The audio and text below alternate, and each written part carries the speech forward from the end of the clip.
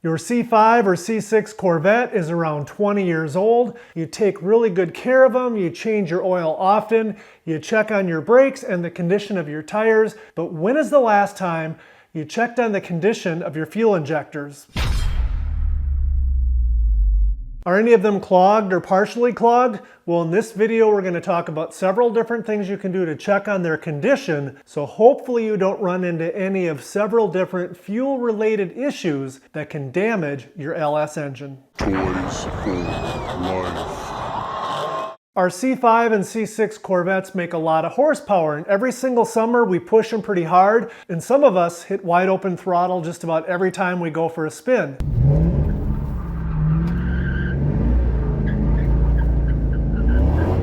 And that's okay because these cars are designed for performance, and for the most part they say, bring it on. Fortunately for us, besides the regular oil changes and a very small list of maintenance items, these cars don't require much attention. That having been said, the fuel injectors in these cars are now around 20 years old, and it is time that you gave them a little bit of thought. 20 years is more than enough time to cause one or more fuel injectors to become clogged or partially clogged, causing lean running cylinders, which can damage your engine. Or perhaps the fuel injector won't completely close, and that allows raw fuel to leak past the fuel injector into the cylinder, washing the oil off the rings, and even worse, potentially diluting your oil. Both of those cause wear-related issues. Now, for the first group of Corvette owners that rarely hits wide open throttle and mainly just cruises, over time, if you get an injector that becomes mostly clogged, you're ultimately going to have a lean miss, and you're going to notice it because your once smooth engine is now a bit shaky. And the worst thing that can really happen to this group is that gasoline gets past the injector, washes the oil off the rings, causing cylinder wear, and worse yet, it does get into the oil, and if left unchecked, that dilutes the oil and causes engine wear everywhere else. Now, the next group of people, myself included, are those that hit wide open throttle just about every time you take your Corvette for a spin. Now, when you're at wide open throttle, the biggest concern is the lean condition, because this is where you've got the most heat, the most pressure, and the most load on the engine. And not coincidentally, this is exactly when you need that fuel injector to deliver the precise amount of fuel that the computer is telling it to. And if one or more of your injectors is partially clogged, that cylinder is going to run lean, and running lean is one of the key ingredients at wide open throttle in the recipe for ping or knock, which are pretty much the same thing, or detonation or pre-ignition, which are also the same thing.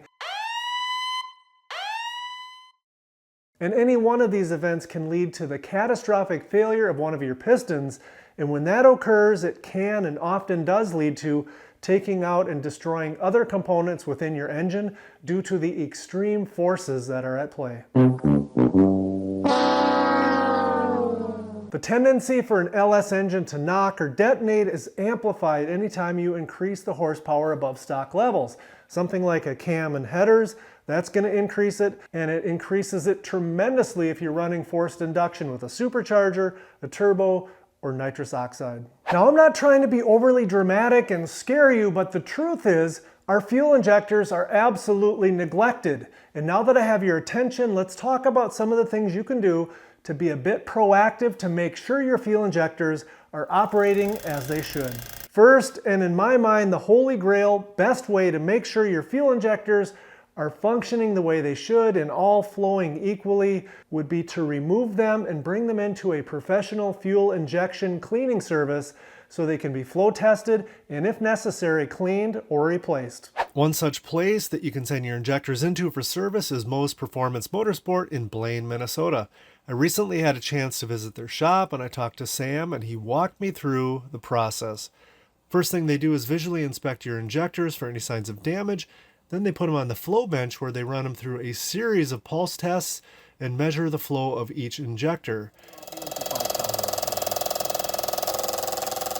Multiple different milliseconds. They're looking pretty consistent, aren't they? Mm-hmm. Yeah. This guy's going to have to look somewhere else for his problem, or? Correct. Okay. Yes. He indicated that this has been sitting for like 3 years with the 85 in them, so. Yeah. So we look at the numbers over here. Typically, it's 5% deviation again.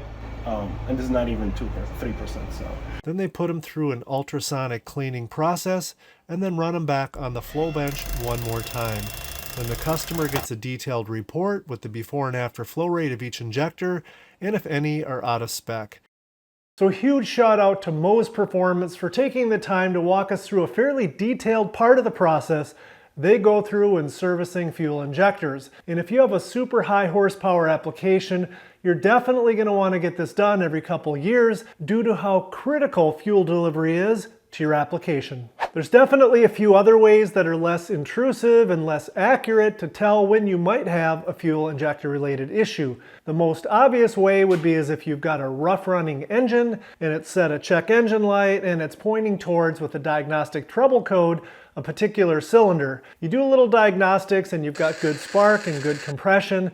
Chances are you've got a fuel injector related issue. Another way to screen for a potentially weak fuel injector would be to compare the fuel trims from bank 1 and bank 2. For those that aren't familiar, LS engines have 2 banks of 4 cylinders each. The 4 on the left or the driver's side are known as bank 1, and the 4 on the right or passenger side of 4 cylinders is known as bank 2. And each bank of cylinders has its own oxygen sensor. If a fuel injector is partially clogged, that cylinder will be running lean, which means it's leaving extra oxygen every time the cylinder fires. The oxygen sensor on that bank of cylinders is going to notice the extra oxygen and tell the computer, hey, add more fuel. And this will show up first as the short-term fuel trims going positive, and after just a short period of time, the long-term fuel trims on that bank of cylinders will go positive as well. So let's go ahead and do a little test with the scan tool and the C6, and we'll duplicate that situation by having the engine running, and I'm going to remove the connector from the fuel injector to see what happens. All right, the engine's warmed up and running, and look at the long-term fuel trims between bank 1 and 2. They're within 1% of each other. I'm going to disconnect cylinder number 1 fuel injector, and let's see what happens to the bank 1 long-term fuel trims. They increased by a whopping 10-11%. There are a few limitations to be aware of for this test. First, if you've got a set of injectors that are a decade old and or they've got a lot of use under their belt, it is entirely possible that you've got a weak injector on bank 1 and another weak injector on bank 2, and the net result would be that they kind of cancel each other out, which would obviously limit the effectiveness of this test. Second, you should be aware, especially if you think you might have a small exhaust leak, if that exhaust leak is happening on one of the banks before the first oxygen sensor, that will have the effect of sucking air into the system, and that extra oxygen will trick the oxygen sensor into thinking that bank is lean, having the same net result of forcing the long-term fuel trims positive to make up for the difference. So if you think you have an oxygen leak in your exhaust system, figure out where it's coming from, and if it is before that first oxygen sensor, make it a priority to fix. Moving on to my favorite way of doing kind of a spot check of the condition of the injectors, and that is to do an injector balance test with the injectors still in the vehicle. Here's how the test works. Step 1 is to hook up a fuel pressure gauge to the fuel rail on either the C5 or the C6. Then, using my Autel-powered OTOFIX D1 Lite scan tool, I start the injector test. First, it cycles the fuel pump on so that it builds to a maximum fuel pressure and then stabilizes, and we'll record this first number. Then it cycles the first injector a certain number of pulses and it drops the fuel pressure in the rail, and we record the ending pressure value. Then we go on and complete the same test for all of the remaining cylinders.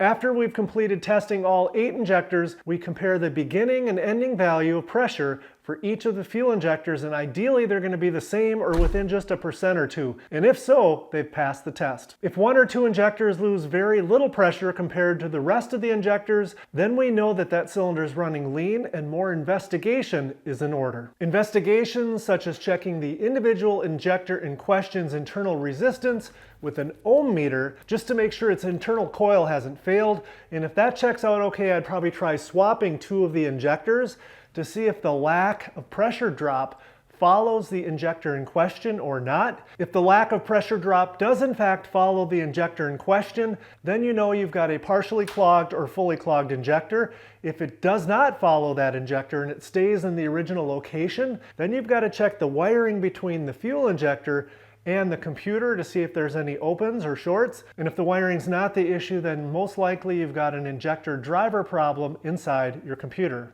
What are the main limitations of this test? Well, in my opinion, the only real limitation is you're only checking the injectors at 1 pulse rate, which is how often the injector fires, and 1 pulse width, which is how long each individual pulse is. And while it is possible that the injectors could pass the test with our scan tool and then fail miserably at different longer pulse widths or rapid pulse rates, I think that's highly unlikely. Another thing to note is that we are injecting a small amount of fuel right into the engine, so I always like to perform this test when the engine is fully warmed up. That does a couple of things. First, the injectors are at their normal operating temperature that they get from the ambient engine bay temperature, so they're functioning as they would in real life. And second, and more importantly, when the engine is fully warmed up, there's a good chance a lot of that fuel, once it's injected, it's going to vaporize instead of run down into the cylinders and into the cylinder ring area. And second, once I'm done with this test, I like to start the engine and let it run right away so that any raw fuel that does make its way down into the pistons can be burnt and flushed out of the system. So guys, now hopefully you're armed with more knowledge and several methods to be able to check your fuel injectors to make sure they're no longer neglected. If you want to go ahead and check your own injectors like I did on the C6 today, I'll be sure to leave links to the fuel pressure gauge and the OTOFIX D1 Lite scan tool in the description below.